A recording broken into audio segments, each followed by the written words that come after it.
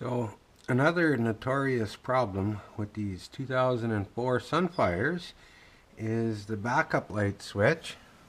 And if you look right here, there's the connector off of it. And there's the switch. 3/4 inch 19 millimeter wrench. Take it out, swap it out, because the backup lights do not work because the switch is defective. Another famous Sunfire issue.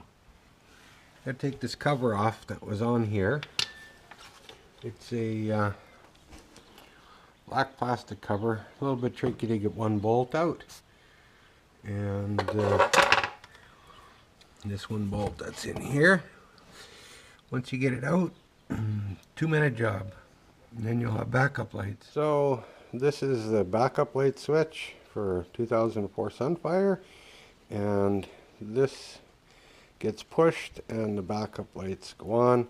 But internally there is a issue with these switches, probably made in Mexico, and you got to replace them if you want backup lights.